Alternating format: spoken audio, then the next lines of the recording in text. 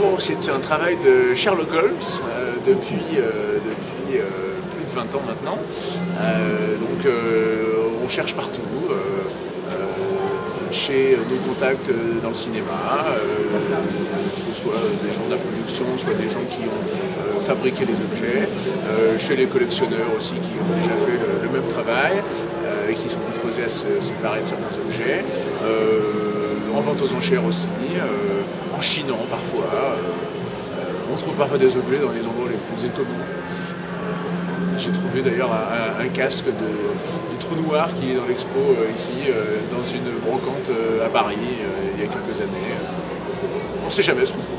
Les objets ont leur vie à eux, voilà, et puis finissent de temps en temps par croiser notre chemin, et quand ça arrive, on fait en sorte qu'ils ne nous échappent pas.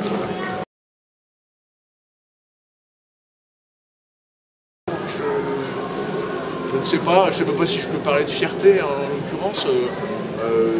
Il y a des objets qui me donnent une satisfaction parce qu'ils ont été particulièrement difficiles en l'occurrence à obtenir, d'autres pour leur valeur intrinsèque. Donc je pense que R2D2 de Jean-Claude Contre-Attaque est voilà, une pièce qui est à la fois très reconnaissable et puis complètement géniale. C'est une très belle création.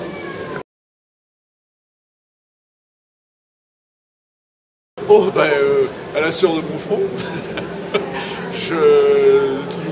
toutes mes économies passent là-dedans. Voilà. Et puis, donc on s'est mis en société, donc de toute façon mes associés aussi ont apporté au capital un petit peu d'argent, et cet argent va directement dans l'achat d'objets.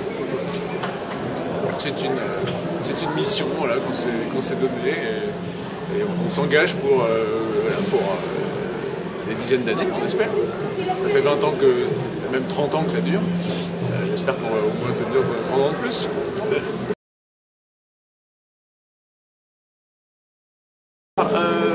Je crois qu'on est collectionneur ou on ne l'est pas.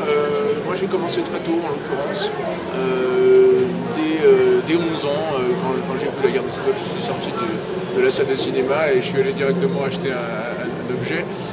Alors évidemment, avec l'âge on évolue, donc j'ai commencé par les produits dérivés comme tous les collectionneurs. D'abord, plus professionnellement, je suis dans le jouet, donc j'ai commencé par acheter des jouets, ensuite des affiches. Et puis il y a une vingtaine d'années, effectivement, j'ai eu l'opportunité d'acheter mon premier objet de cinéma. Et là, ça a été un déclic parce que tout à coup, on se dit « Ah oui, c'est possible, ces objets survivent. Ils ont du mal, mais ils finissent pas tous à la poubelle ou à la décharge. Et parfois, on peut en récupérer. » Alors, c'est un engrenage. Je me suis fait un carnet d'adresse. Voilà, la collection s'est enrichie. Et aujourd'hui, on est dans la situation où on fait justement l'effort de préserver les objets et donc de les trouver le plus tôt possible après le tournage des films pour assurer leur survie à long terme.